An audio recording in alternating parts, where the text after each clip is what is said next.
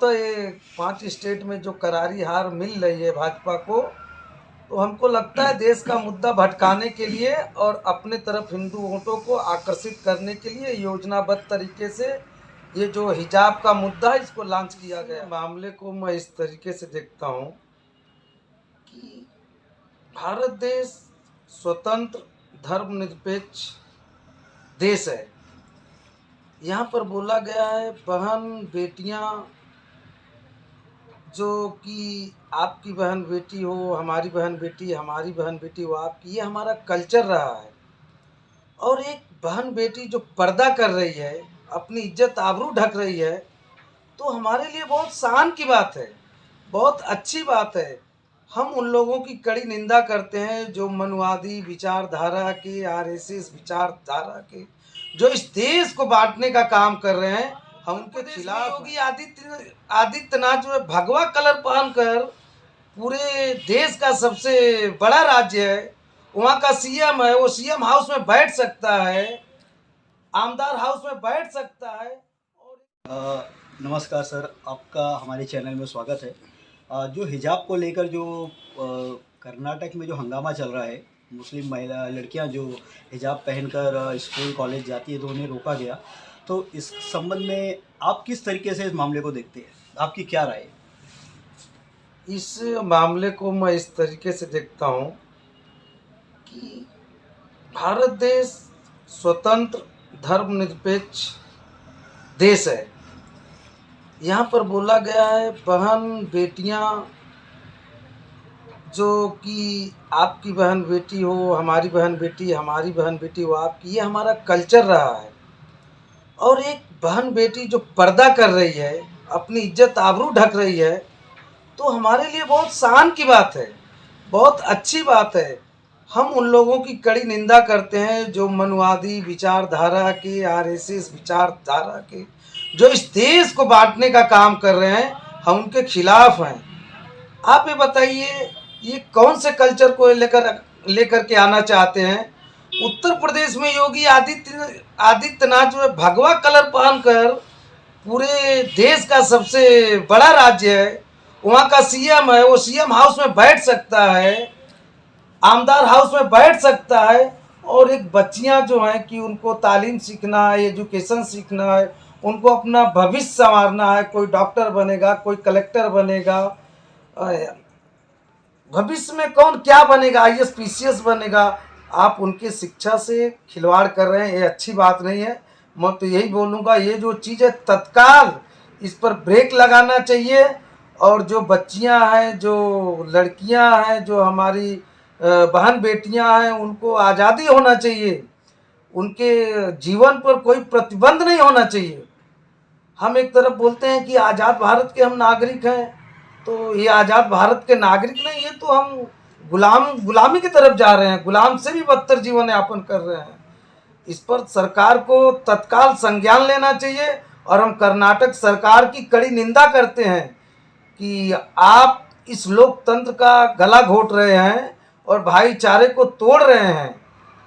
आपसे हमारा यही निवेदन है कि स्वतंत्र भारत में आज़ाद लोगों को आज़ाद रहने दीजिए। कौन क्या खा रहा है, कौन क्या पहन रहा है, कौन क्या बना रहा है। अरे भाजपा आरएसएस वाले जब भी थे, एच डी देवगौड़ा साहब हमारे देश के प्रधानमंत्री थे, वो अपना शर्ट और लुंगी पहन के जाते थे। जब ये लोग कहाँ थे? इन लोग को आवाज़ नहीं उठाना चाहिए, इन लोग को उस वक्त उठाना चाहिए था ना आवाज़। एक सवाल और है कि ये तो पहले सड़कों पर नज़र आता था, अब स्कूल विद्यालय में इस तरीके का काम नज़र आ रहा है। एक सोची समझी एक रणनीति है। ये अभी प्रयोगशाला के तौर पर प्रयोग कर रहे हैं। अगर इसमें कामयाब हो गए तो आगे आपको देखो सांस लेने के लिए भी इनकी परमिशन लेनी पड़ेगी। अभी ये इनकी प्रयोगशाला है, देख रहे हैं कि ये प्रयोगशाला हमारी कितनी सक्सेस हो रही है, कितनी नहीं हो रही है।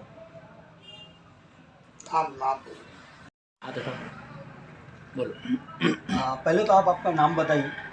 देवानंद आर गाँव मेरा नाम है। और आप कहाँ से बिलोंग करते हैं, कहाँ के रहने? बिलोंग तो हम उत्तर प्रदेश स्टेट के हैं। हमारी कर्मभूमि महाराष्ट्र है। हमारे पिताजी पहले यहाँ रहते थे, हमारी पूरी फैमिली यहाँ रहती है, सभी लोग।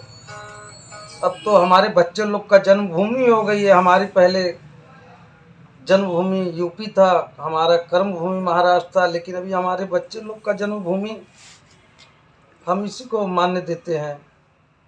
उत्तर प्रदेश में चुनाव है और ये चुनाव को देखते हुए ये सब खेल खेला गया है क्या?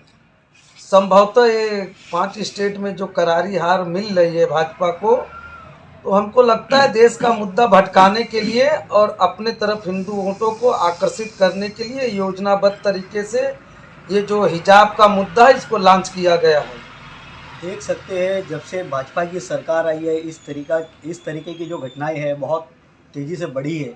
और जिस नारे को लेकर भाजपा सरकार बनाई, विकास को लेकर, महंगाई को लेकर, भ्रष्टाचार को लेकर, लेकिन ये कहीं बाद में नज़र नहीं आया।